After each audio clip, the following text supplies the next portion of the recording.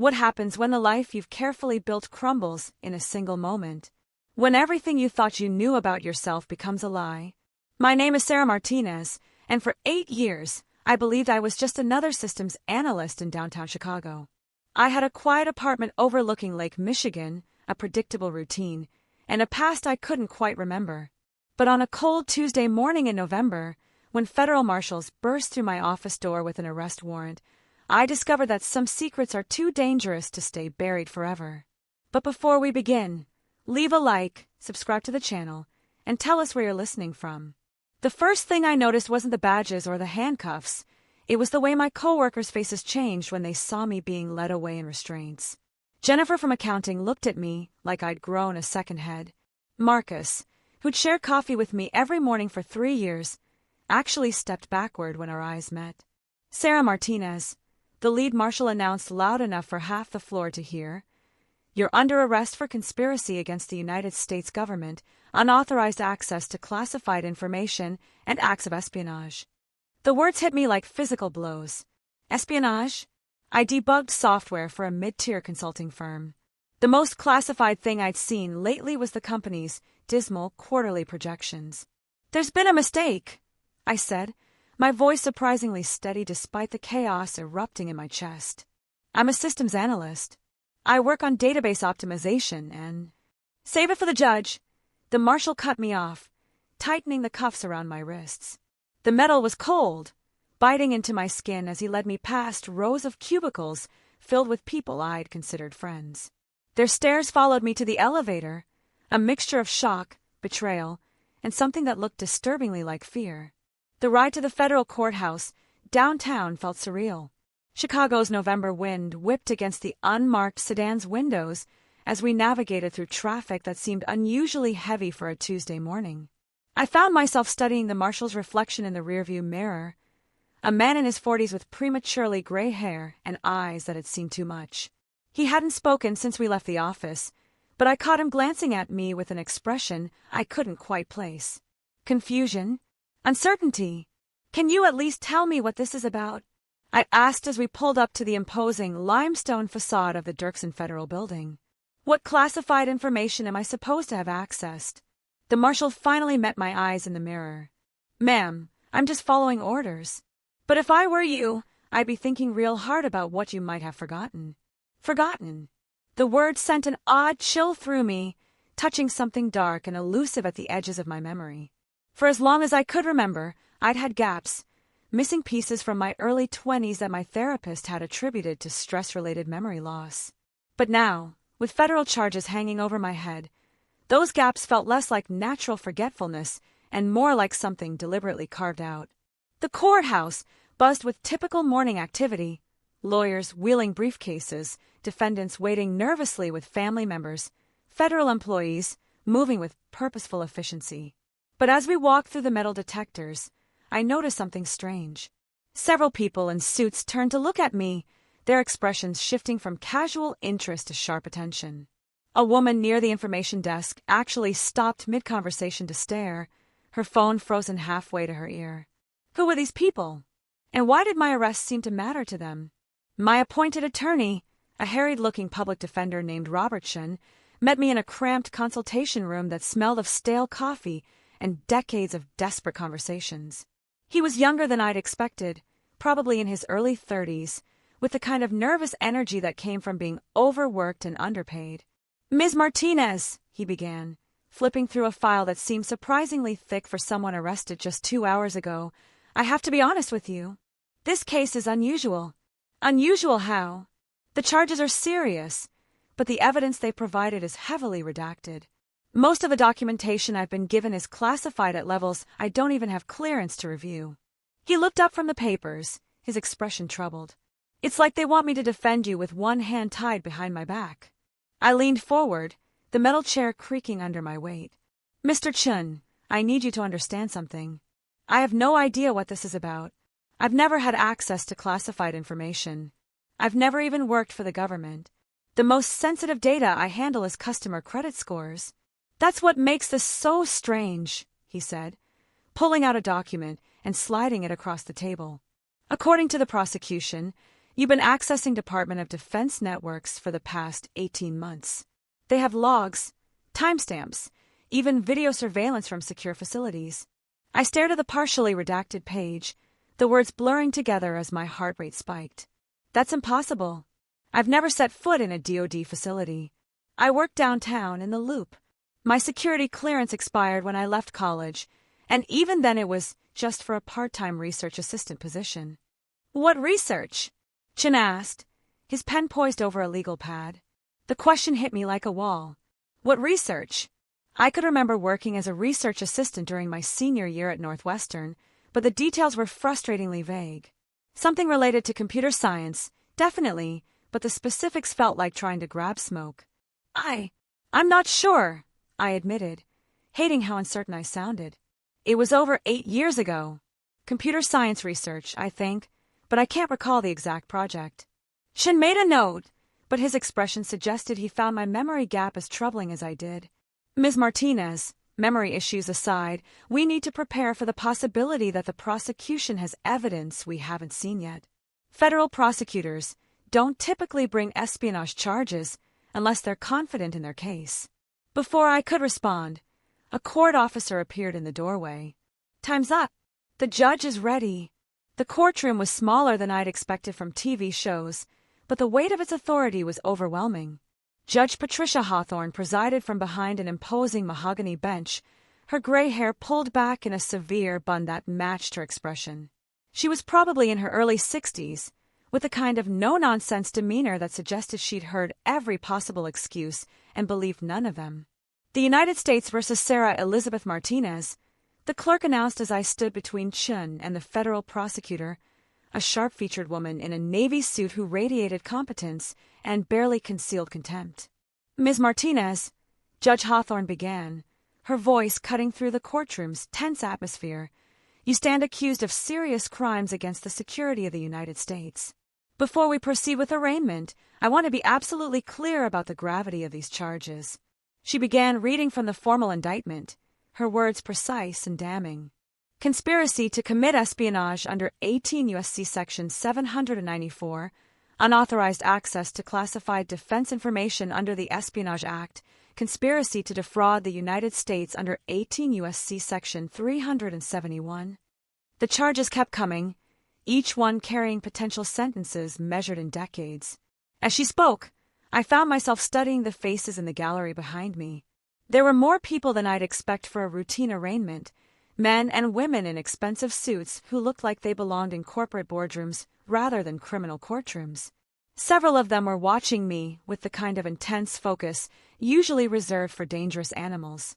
Ms. Martinez, the judge continued, the prosecution alleges that you have systematically infiltrated Department of Defense computer networks, stealing classified information related to military operations, troop movements, and strategic defense initiatives. They further allege that you have transmitted this information to foreign agents, specifically handlers working for hostile intelligence services. The words felt surreal, like she was describing someone else's life. Foreign agents? I'd never even traveled outside the Midwest except for a college spring break trip to Florida. How do you plead to these charges? Not guilty, Your Honor, I said, my voice stronger than I felt. Judge Hawthorne nodded curtly. Given the serious nature of these charges, and the prosecution's assertion that the defendant poses a significant flight risk and threat to national security, the court is prepared to remand the defendant to federal custody pending trial. My legs went weak. Federal custody meant months, possibly years, waiting for a trial while locked in a maximum security facility. It meant losing my job, my apartment, everything I'd built in Chicago. It meant accepting that my life as Sarah Martinez, systems analyst, was over. But as the judge raised her gavel to make it official, something strange happened. A memory fragment surfaced, not a complete recollection, but a feeling, an instinct that came from somewhere deeper than conscious thought.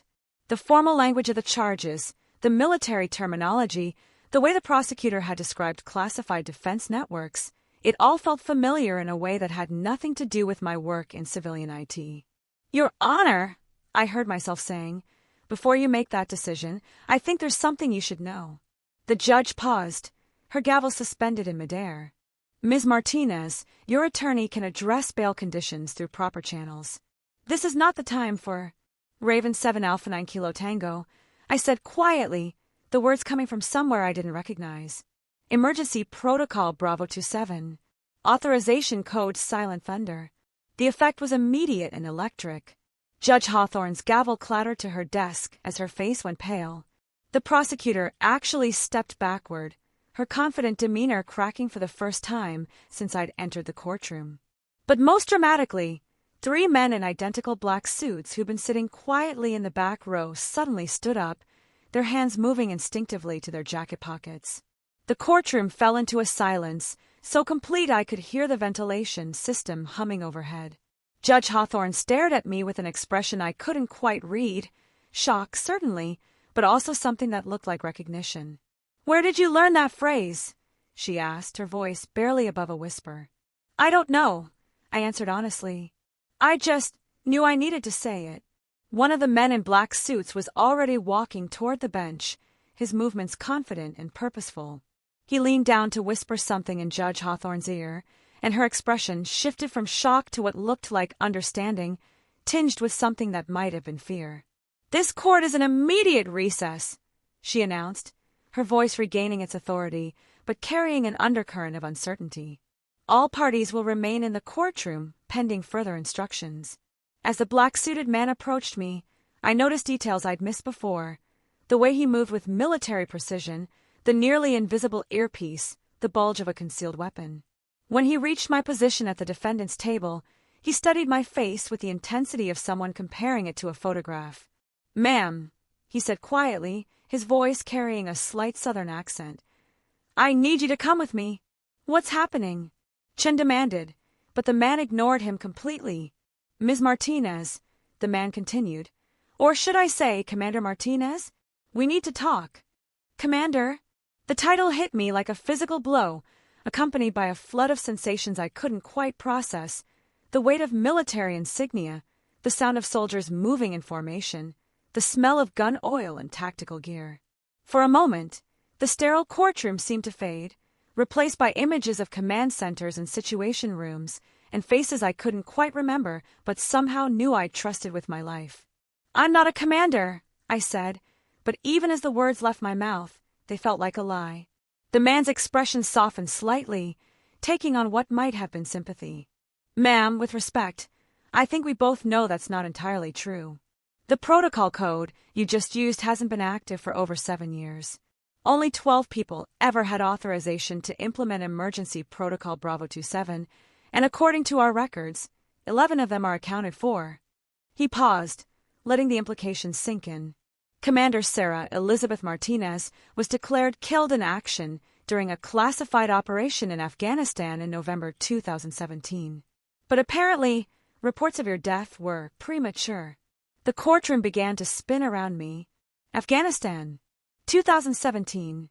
That was supposed to be when I was finishing my first year as a systems analyst in Chicago, learning database optimization and complaining about my tiny studio apartment.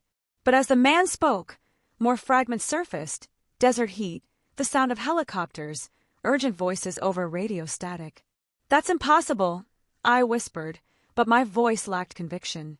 "Commander," the man said gently, "my name is Agent David Torres, Defense Intelligence Agency, and I think it's time you remembered who you really are."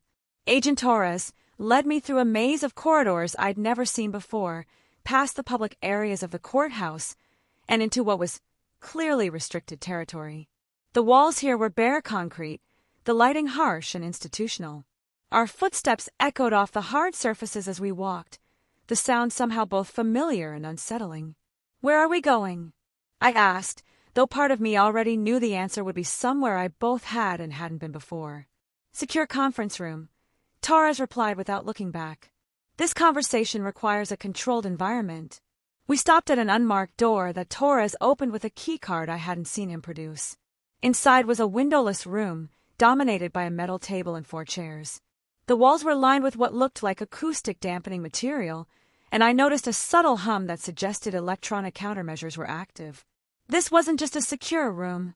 It was a SCIF, a sensitive compartmented information facility. How did I know that? I wondered aloud, the military acronym having surfaced without conscious thought. Torres gestured for me to sit and took the chair across from me. Commander, what's the last thing you remember from before Chicago? The question sent me diving into those frustrating memory gaps, searching for something concrete. I remember graduating from Northwestern in 2016. Computer science degree, magna cum laude. I remember interviewing for the systems analyst position at Hartwell Consulting.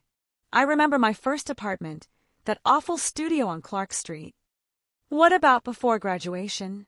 I concentrated harder, but it was like trying to see through thick fog. College, obviously. Classes, professors. Some friends whose names I can't quite recall. Working as a research assistant, though I can't remember what we were researching. Torres nodded as if he'd expected this response. Commander, what I'm about to tell you is classified at the highest levels. The operation that led to your reported death was part of a joint DIA-CIA initiative called Silent Thunder. You volunteered for a deep cover assignment that required extensive psychological conditioning. Psychological conditioning?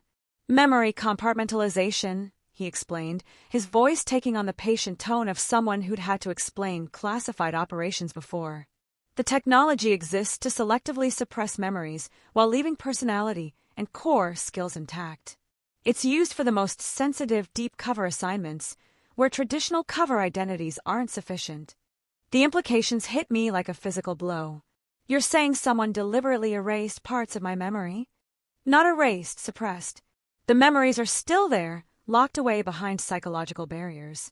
The protocol code you used in that courtroom was designed to be an emergency trigger, something that would surface, even through the strongest conditioning.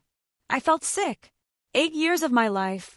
8 years of believing I was someone I wasn't, and now the stranger was telling me it had all been an elaborate lie designed to hide something so sensitive that they'd literally rewired my brain to protect it. What was the mission? I asked, though I wasn't sure I wanted to know the answer. Torres hesitated, clearly weighing how much he could reveal. You were part of a team investigating a suspected mole in the intelligence community. Someone with access to our most sensitive operations was feeding information to hostile foreign intelligence services. The investigation had reached the highest levels of government when the team was compromised. Compromised how? Your entire team was killed in what appeared to be a Taliban ambush in Afghanistan. Only it wasn't random. The ambush was set up using intelligence that could only have come from someone with top-secret clearance and knowledge of your mission. The room seemed to be closing in around me. But I survived. According to the official records, you didn't. Commander Sarah Martinez died with the rest of her team on November 15, 2017. But apparently, someone decided that the mission was too important to end with your death. Torres reached into his jacket and produced a tablet, swiping through screens until he found what he was looking for. These are satellite photos from the ambush site, taken 12 hours after the attack. The images showed a devastated compound in what was clearly desert terrain. Burned vehicles, structural damage, bodies covered with tarps. It looked like a war zone, but there was something about the tactical layout that felt familiar. The bodies were too damaged for positive identification, Torres continued. DNA samples were corrupted by the explosions and fire. But dental records confirmed that your entire team was Kia. Except dental records can be faked, I said, the words coming from some deep tactical knowledge I didn't remember acquiring. Torres looked surprised. That's exactly what we suspected. Someone with the resources and access to fake military records arranged for your survival and extraction. They gave you a new identity, suppressed your military memories, and placed you in Chicago with a completely fabricated civilian background. I thought about my job at Hartwell Consulting, my coworkers, the mundane routine that had defined my life for 8 years.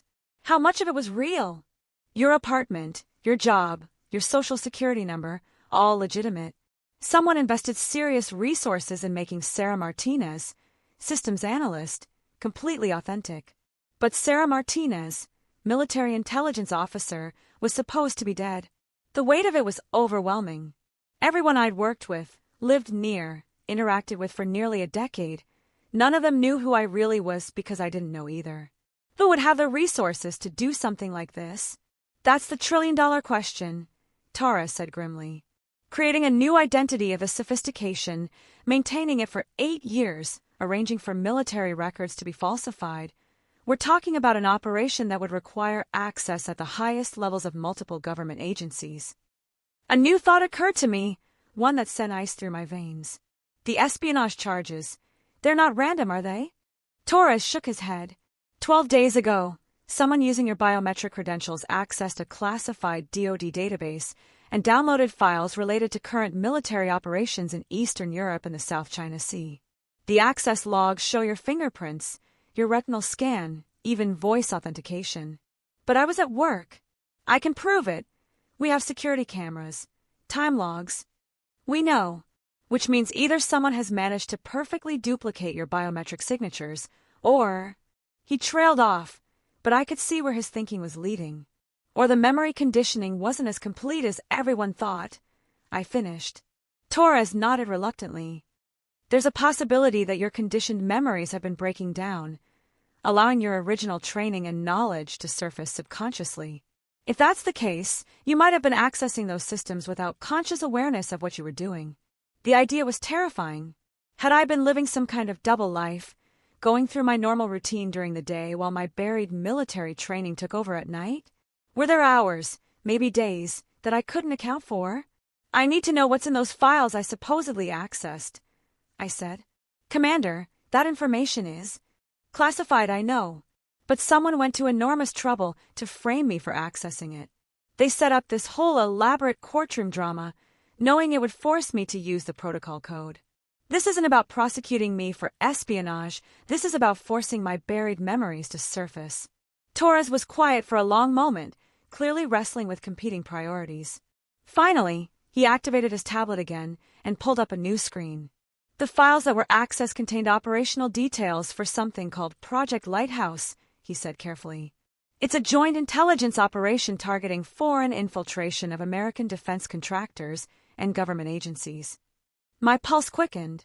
Someone's using my old identity to steal information about a counterintelligence operation? It appears that way. But here's the really troubling part.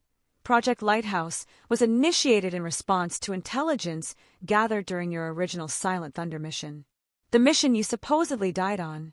The pieces were starting to form a picture, though the full image remained frustratingly unclear. Someone wanted me to access those files. They needed my biometric credentials, but they also needed me to remember who I really am. Why? I stood up and began pacing the small room, muscle memory guiding me through what felt like a familiar ritual of trying to think through complex tactical problems. Because whoever saved me 8 years ago, whoever gave me the Sarah Martinez identity, they're not the same people who want those files. Torres leaned forward. What makes you say that? If the people who conditioned my memories wanted me to access classified files, they wouldn't have needed this elaborate setup. They could have simply triggered my memories privately and given me new orders. But forcing me to surface in a public courtroom, making me use emergency protocols in front of witnesses, that's not how deep cover operations work. I stopped pacing and looked directly at Torres. Someone wanted to flush me out, to force my handlers to reveal themselves. The espionage charges were bait, designed to make me panic and blow my cover. Torres's expression had shifted from professional skepticism to something approaching respect. That's actually brilliant and terrifying. Agent Torres, I need you to understand something. I may not remember my military training consciously, but I can feel it there, just beneath the surface. Whoever I used to be, whatever I was trained to do, that person is still inside me. And that person is telling me that we're all in serious danger. Before Torres could respond, his earpiece crackled to life. I couldn't hear the transmission, but I watched his face go pale as he listened. Copy that, he said quietly into his throat mic. We're moving now. He stood up abruptly, his hand moving to his concealed weapon. Commander, we need to leave. Now. What's happening? The courthouse is being evacuated. Bomb threat called in 15 minutes ago, but that's not the real problem. He was already moving toward the door, gesturing for me to follow. The problem is that the threat was called in using a voice that our systems identified as yours. My blood ran cold. That's impossible. I've been with you the entire time. I know. Which means either someone has technology that can perfectly replicate your voice, or there's another version of me out there. I finished, the words tasting like acid. As we rushed through the corridor, I could hear the distant sound of emergency alarms and the coordinated movement of evacuation teams. But underlying it all was a growing certainty that this was just the beginning. Whoever had orchestrated my false death 8 years ago, whoever had maintained my cover identity, whoever was now using my biometric signatures to access classified files, they weren't done with me yet. And judging by the complexity of their operation, they were powerful enough to rewrite reality itself. The evacuation was controlled chaos. Federal marshals and courthouse security moved with practiced efficiency, herding civilians toward marked exits, while tactical teams swept the building for explosive devices. Torres led me through a service corridor that bypassed the main evacuation routes, his hand resting on his weapon as he constantly scanned for threats.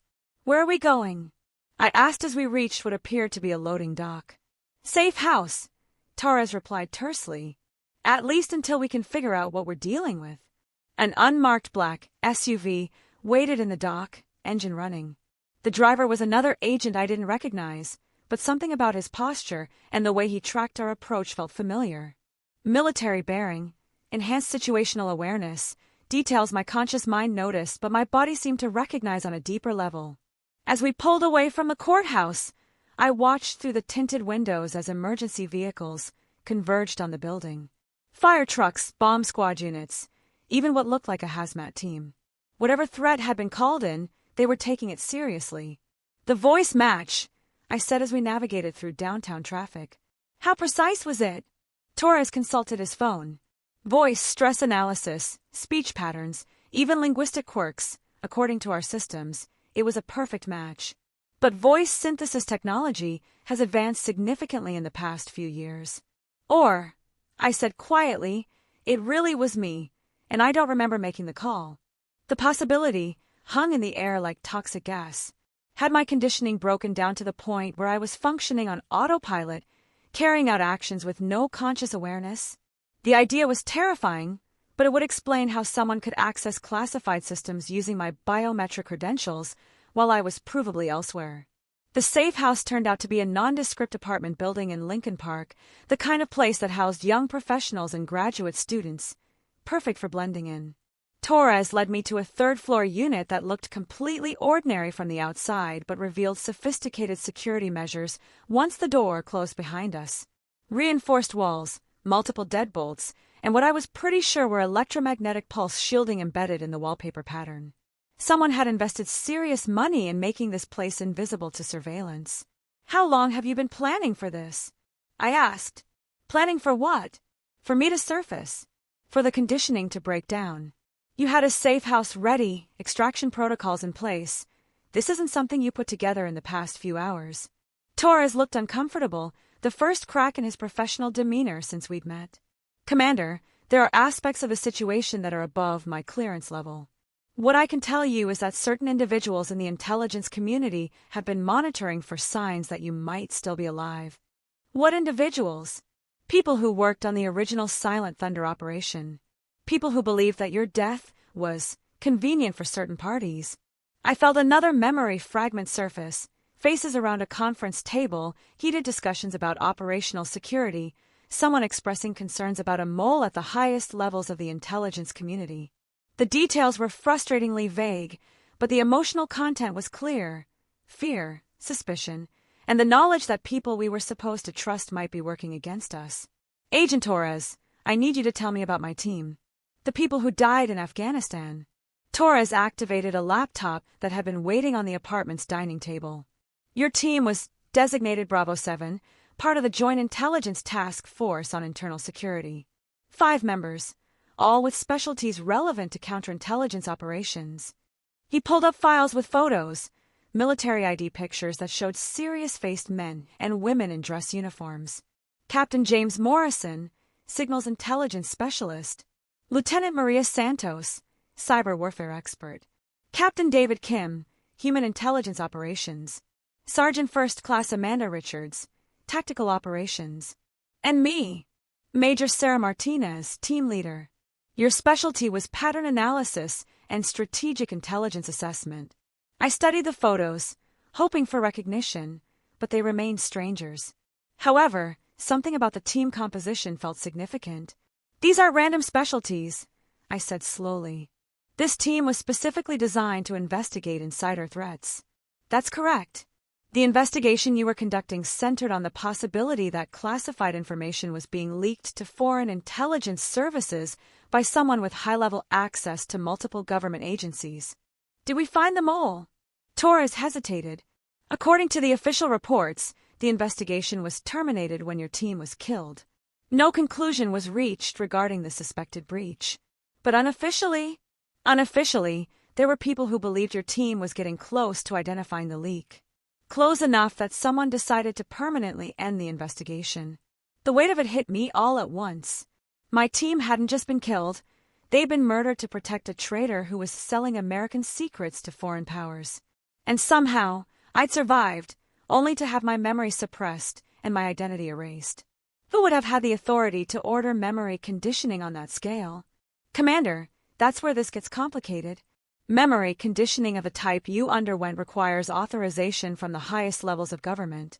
We're talking about technology that exists in the gray areas between CIA research programs and black-budget military operations. So either the director of the CIA or the Secretary of Defense signed off on turning me into a sleeper agent, or someone with the ability to forge their authorization. My phone buzzed with a text message, which was impossible because I'd left it at my office when I was arrested that morning. Torres and I stared at the device as if it were a venomous snake.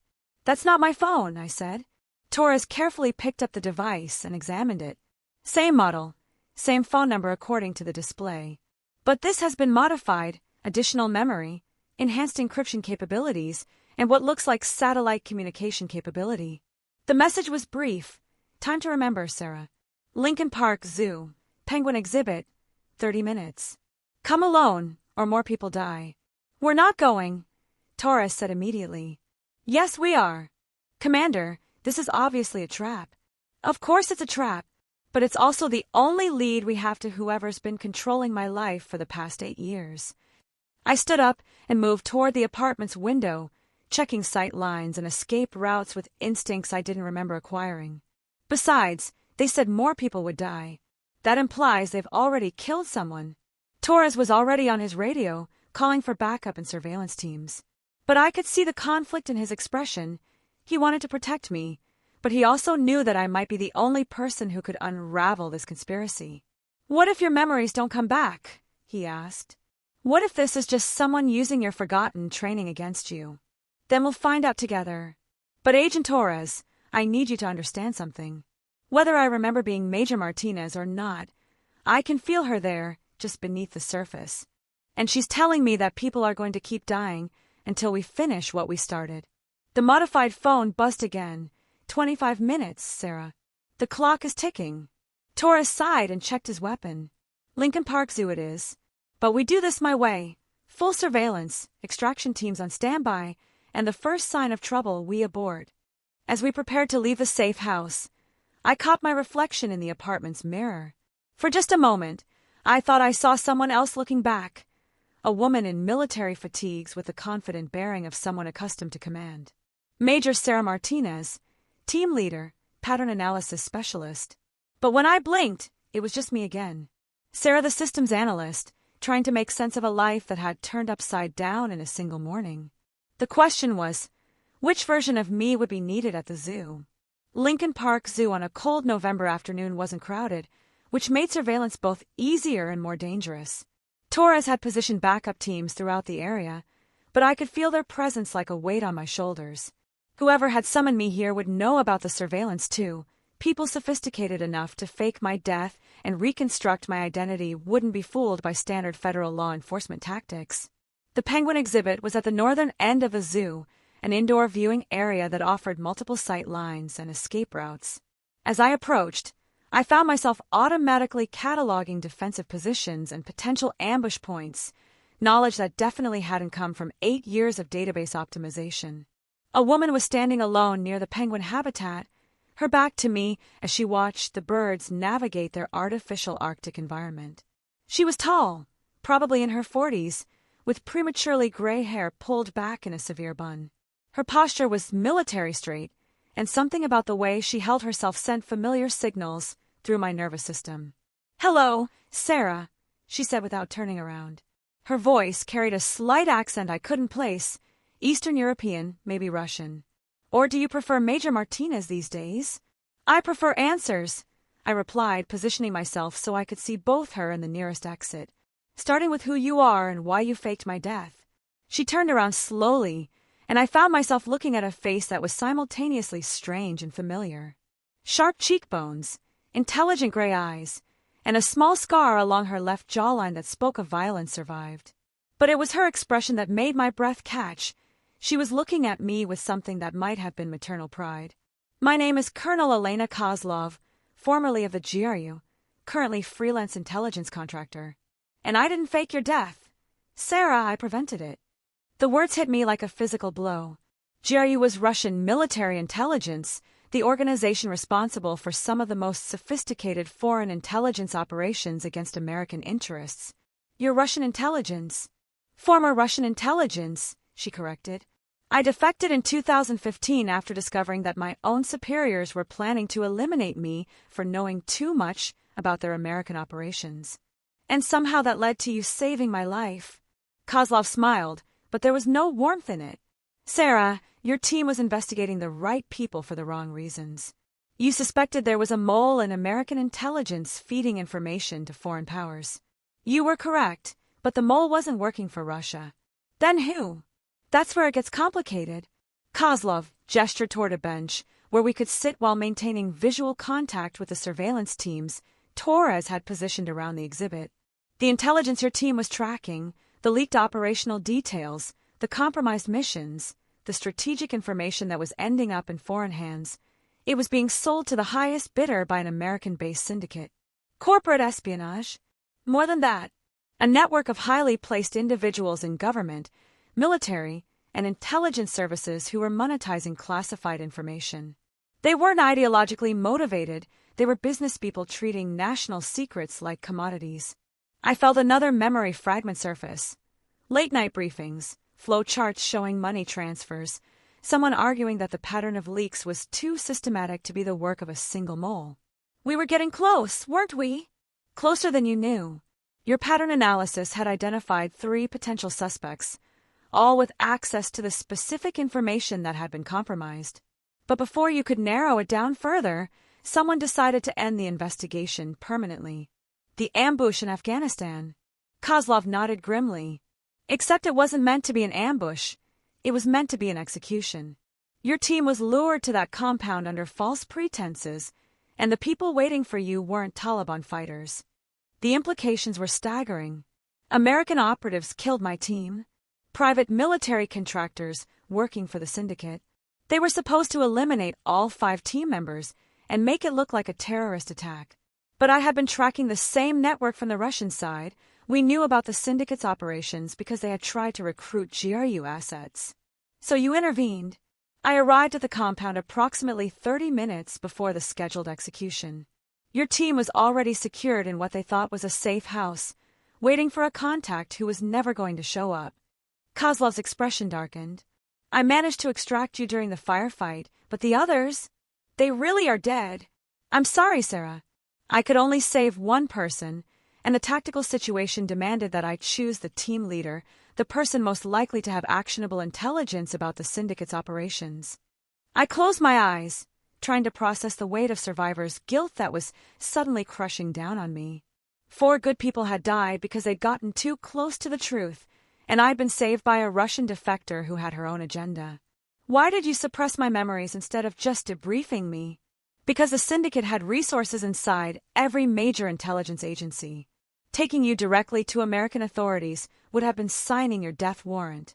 I needed to keep you safe while I figured out how to expose the network without getting us both killed. 8 years, Colonel. You kept me buried for 8 years. Kozlov's expression shifted to something that might have been regret. The conditioning was supposed to be temporary. 6 months, maybe a year while I worked to identify the syndicate's leadership. But they were more sophisticated than I anticipated. Every time I got close to exposing them, they adapted, evolved, found new ways to protect themselves. And now they've made a mistake.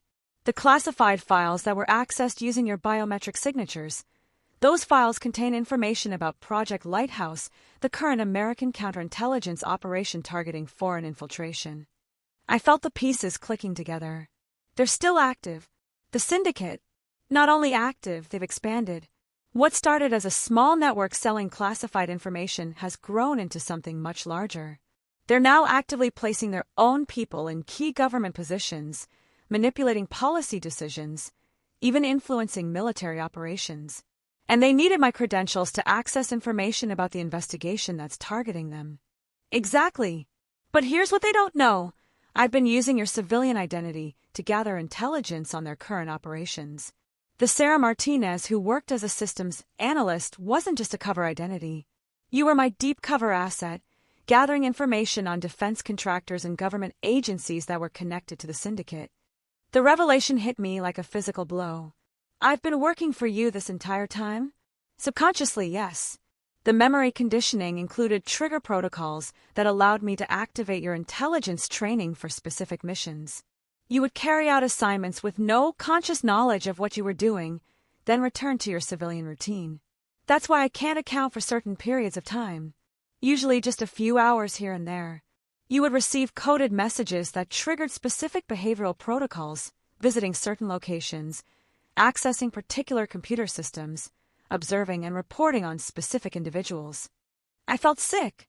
Not only had my entire adult life been a lie, but I've been turned into an unwitting spy, carrying out missions for a foreign intelligence operative without any knowledge or consent. How many people have I helped you investigate? Dozens. Defense contractors, government employees, military officers, anyone with potential connections to the syndicate's operations. Kozlov checked her watch.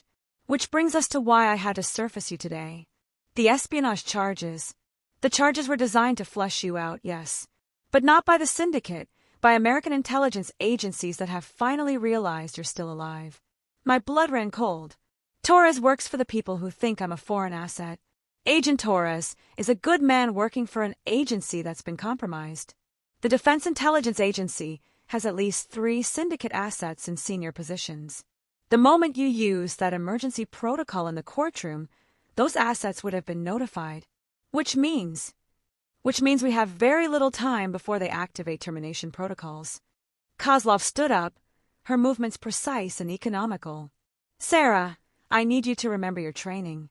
Not just the intelligence analysis, but the tactical protocols. Because in approximately 10 minutes, this zoo is going to become a battlefield.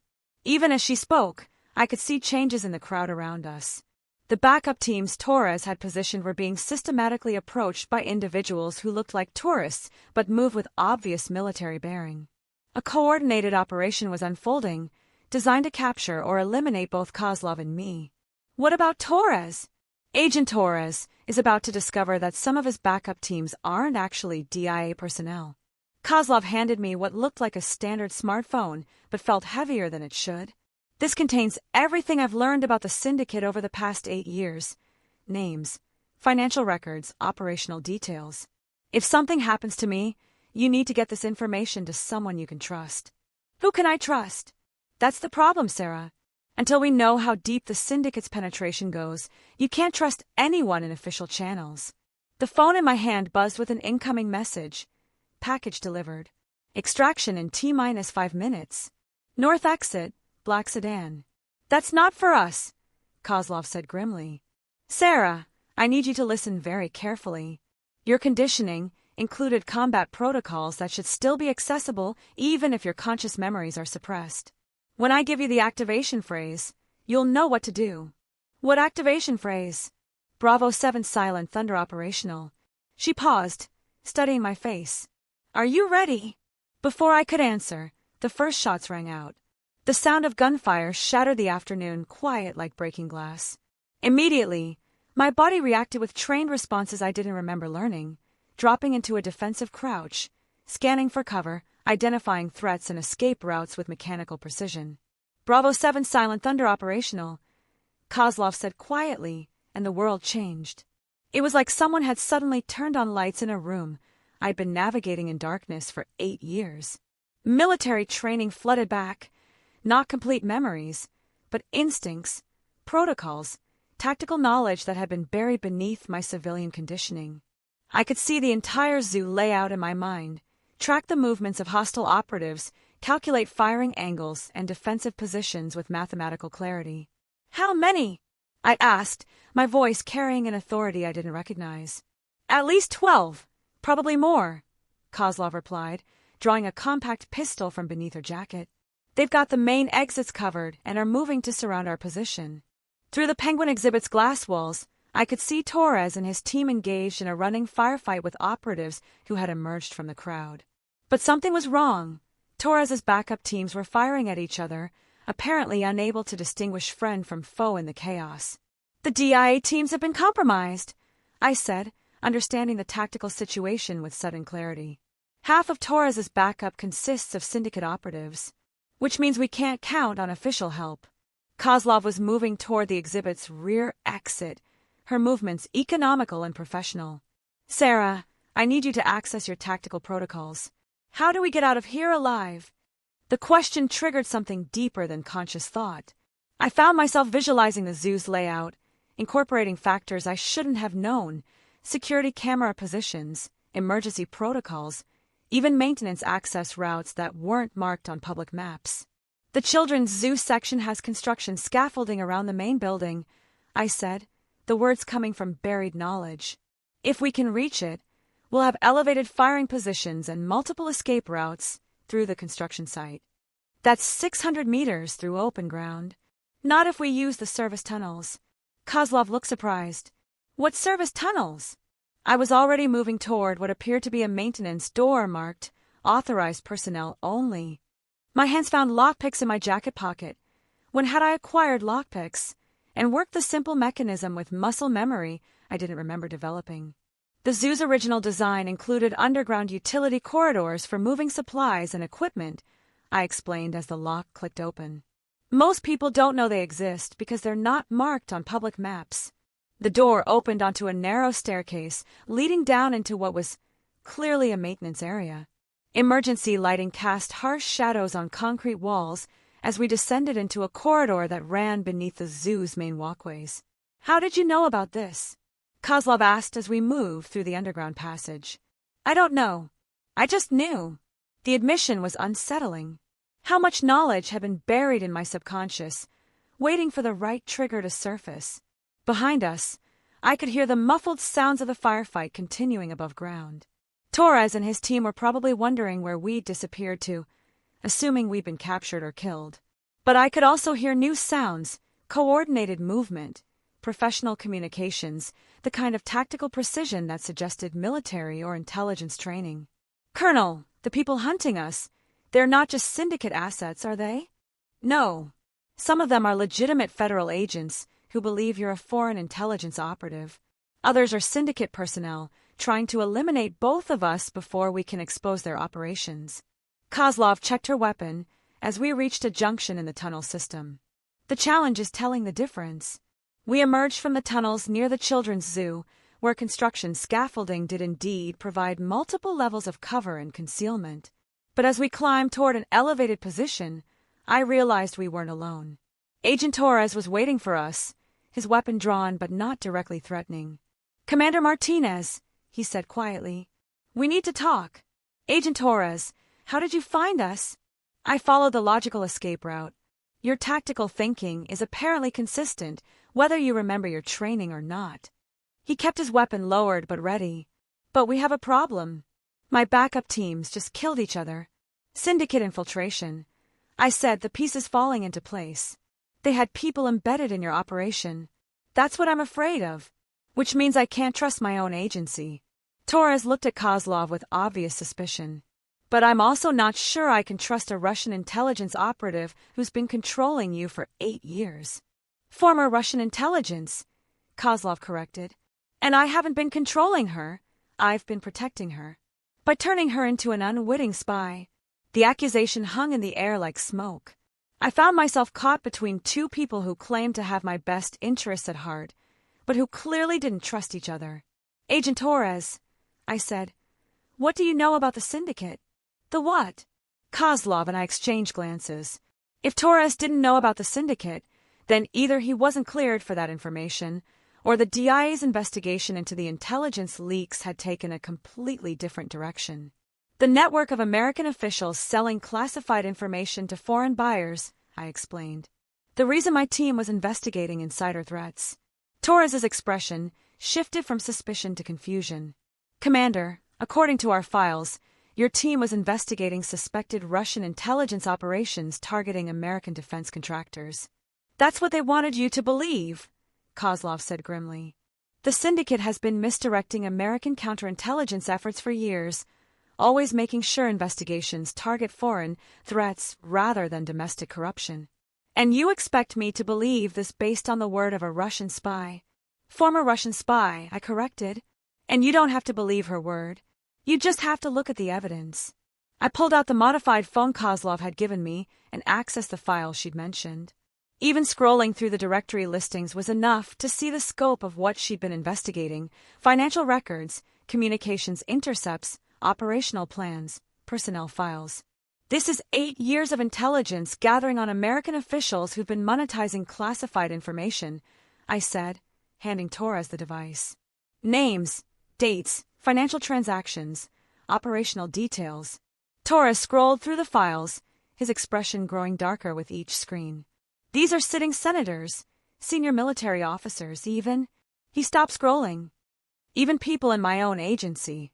Now you understand why they wanted my team eliminated, I said. And why they're trying to eliminate us now. Before Torres could respond, his earpiece crackled with an urgent transmission. I couldn't hear the details, but I watched his face go pale as he listened. We need to move, he said urgently.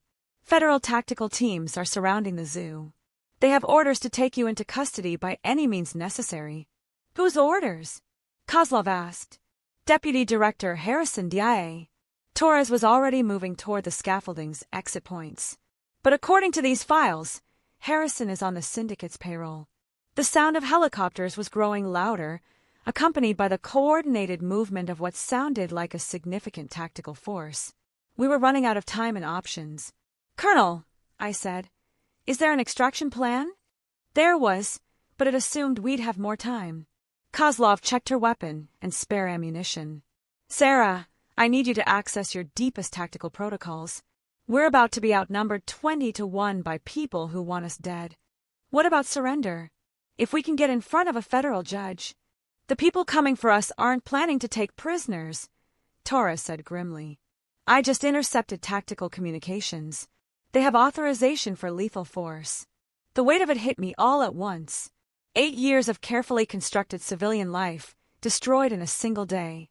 A conspiracy that reached the highest levels of American intelligence. And now, federal agents with legal authority to kill me were closing in from all directions. But underneath the fear and confusion, I could feel something else emerging. The tactical mindset that had made me a successful intelligence officer, the analytical skills that had nearly exposed the syndicate the first time. Agent Torres, I said, how many people in the DIA know about your current location? Just my immediate team and... He stopped, understanding immediately. And Deputy Director Harrison.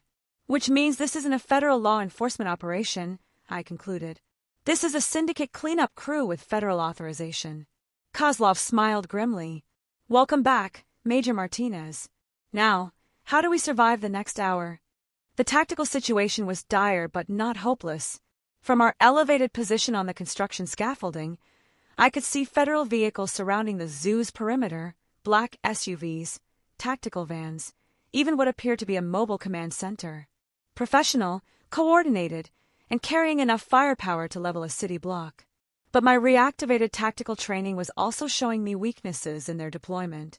The teams were positioned to contain and overwhelm, not to conduct a surgical extraction.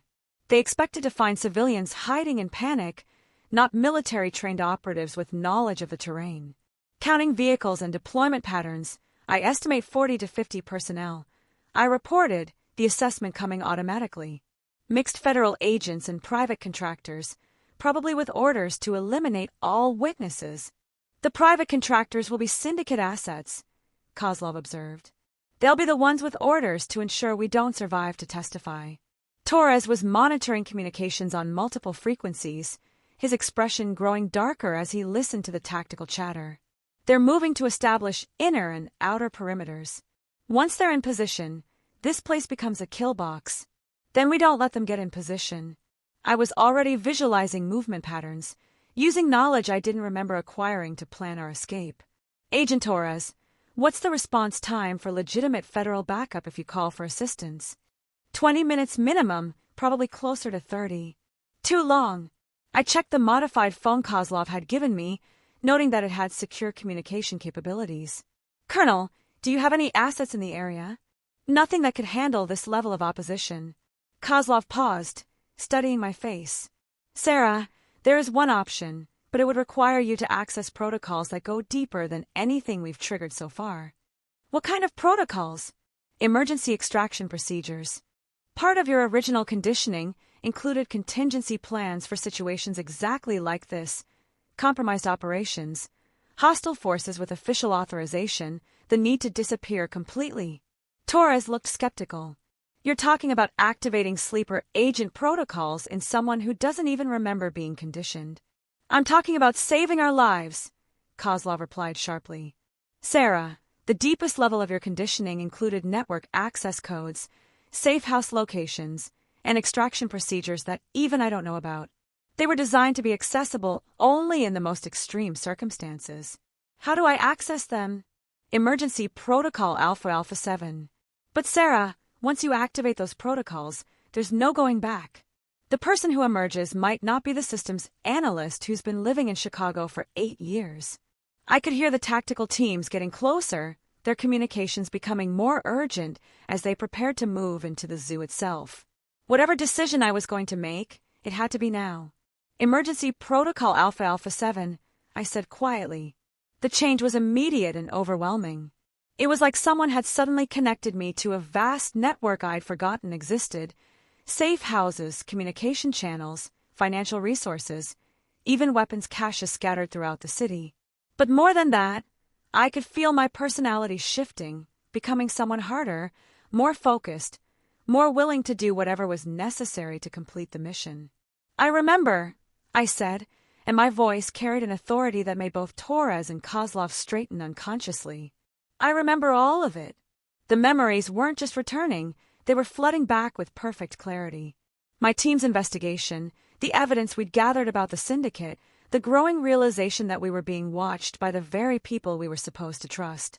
And finally, the trap in Afghanistan and the moment I realized that American intelligence had been completely compromised. There's a weapons cache in the Children's Zoo maintenance building, I said, accessing knowledge that had been buried for 8 years. Kozlov, you established it as part of my deep cover protocols. I did. You prepared for the possibility that my conditioning might break down, and I'd need resources to survive. I was already moving toward the maintenance building, my movements precise and economical. Torres, I need you to contact Assistant Director Rebecca Mills at FBI Counterintelligence. Tell her that Operation Silent Thunder is active and request immediate federal protection for a high-value intelligence asset. Who's Assistant Director Mills? Someone my team identified as clean during our original investigation. If she's still in position, she's one of the few people in the intelligence community we can trust. The weapons cache was exactly where my buried memories indicated, hidden behind a false wall in the maintenance building's electrical room. Military-grade firearms, ammunition, body armor, even communication equipment with encryption capabilities that would allow us to coordinate with legitimate federal forces. How extensive was your deep cover preparation? Torres asked as we armed ourselves. Extensive enough to survive what's coming, I replied, checking the action on a compact assault rifle that felt familiar in my hands. Colonel Kozlov didn't just save my life, she prepared me to resume the investigation that got my team killed. Which means I have 8 years of additional intelligence on syndicate operations, gathered through my civilian cover identity. I accessed the modified phone's data storage, pulling up files I didn't consciously remember creating. Financial records, personnel movements, operational patterns, everything we need to expose the entire network. Kozlov was monitoring the tactical team's approach through the building's security cameras. They're moving to surround us. 2 teams approaching from the north, 1 from the south, and what looks like a sniper team setting up on the administration building. Then we don't stay here. I was already moving toward an exit that would take us toward the zoo's central lagoon. The syndicate's weakness has always been their reliance on official channels. They think like bureaucrats, not like soldiers. What's the plan? We go public. Live, unedited, impossible to suppress. I activated communication protocols on the phone that connected me to news outlets, social media platforms, even emergency broadcast systems. If they want to kill us to protect their secrets, we make sure those secrets die with us. The next 20 minutes were a running battle through the zoo's grounds, using every piece of cover and concealment available while federal tactical teams tried to contain us. But my reactivated training was giving me advantages they hadn't expected. Knowledge of their tactics, understanding of their communication protocols, even awareness of their psychological profiles. "This is Major Sarah Martinez, U.S. Army Intelligence," I said into the phone's camera as we took cover behind the seal habitat. "For the past 8 years, I've been investigating a conspiracy that reaches the highest levels of American government. Federal agents are currently trying to kill me to prevent this information from becoming public." The livestream was broadcasting to multiple platforms simultaneously, making it impossible to suppress. Even if they managed to kill us, the evidence would survive. "Agent Torres, what's your assessment of the tactical situation?" "They're pulling back," he reported, monitoring communications. "Orders just came down to switch to surveillance mode, pending arrival of senior leadership." "That'll be Deputy Director Harrison," I said. "He'll want to handle this personally." Sure enough, within minutes a new convoy arrived at the zoo's main entrance. But leading it wasn't Harrison. It was Assistant Director Rebecca Mills, flanked by FBI tactical teams that immediately began establishing a security perimeter. "This is Assistant Director Mills, FBI Counterintelligence," came the announcement over loudspeakers. "All personnel, stand down immediately. This is now a federal law enforcement operation under FBI jurisdiction." I felt a relief so profound it was almost overwhelming. Mills had received Torres's message and responded with the full authority of the FBI. But more importantly, her presence meant that at least part of the federal government was still functioning as intended. "Major Martinez," Mills's voice came over the tactical radio frequency. "This is Assistant Director Mills. You are cleared for extraction. Federal protection is authorized under Operation Silent Thunder protocols."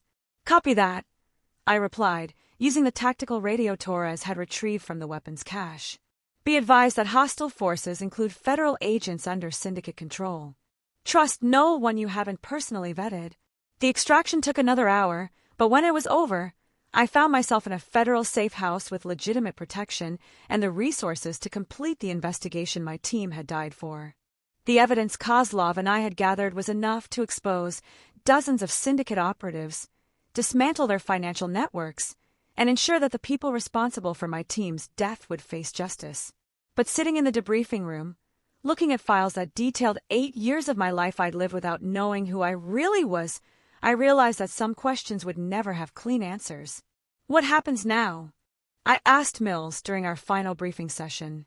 "Now we prosecute the syndicate members we can prove criminal charges against, and we reform the security procedures that allowed this level of penetration in the first place." Mills closed the file she'd been reviewing. "As for you, Major Martinez, that depends on what you want to do." "What do you mean?" "Your military commission was never officially terminated. You were listed as missing in action, not killed. If you want to return to active duty, that's possible. If you prefer to remain in civilian life, we can arrange for that as well." I thought about my apartment in Chicago, my job at Hartwell Consulting, the quiet life I'd built as Sarah Martinez, systems analyst. It had all been a lie, but it had also been 8 years of genuine experiences and relationships. "Can I have some time to decide?" "Take all the time you need, Major. You've already done more than enough to serve your country." But as I left the safe house and walked through Washington, D.C.'s evening streets, I realized that the choice wasn't really between military service and civilian life. It was between the person I'd been trained to be and the person I'd become during 8 years of living a constructed identity. Major Sarah Martinez had been a soldier, an intelligence officer, someone whose life was defined by duty and mission accomplishment. But Sarah Martinez, the systems analyst, had learned how to build relationships, how to find satisfaction in simple work, how to live without constantly looking over her shoulder for threats. Maybe the real question wasn't which identity was real. Maybe it was whether I could find a way to be both. 3 months later, I was back in Chicago, working as a cybersecurity consultant for the FBI's Digital Forensics Division. It wasn't systems analysis, but it wasn't military intelligence either. It was something new, something that used both sides of my experience to help protect the country I'd served in ways I was only beginning to remember. Colonel Kozlov had disappeared after the debriefings, presumably back to whatever life a former Russian intelligence operative builds after defecting. But sometimes I received encrypted messages with intelligence about other corruption networks, other conspiracies that needed investigation. And sometimes, when I was walking along Lake Michigan on quiet Sunday mornings, I would catch my reflection in the water and see both versions of myself looking back, the soldier and the civilian, the intelligence officer and the systems analyst, the woman who had died in Afghanistan and the woman who had lived in Chicago. I was all of them, and I was none of them. But most importantly, I was finally free to choose who I wanted to become. The protocol codes were silent now, but I would always remember the moment when a single whispered phrase had changed everything. Some secrets are too dangerous to stay buried forever, but sometimes uncovering them is the only way to reclaim your own life. If you like this story, leave your opinion in the comments and, of course, leave a like and subscribe. Turn on the notification bell so you don't miss any videos. Big hug and see you soon.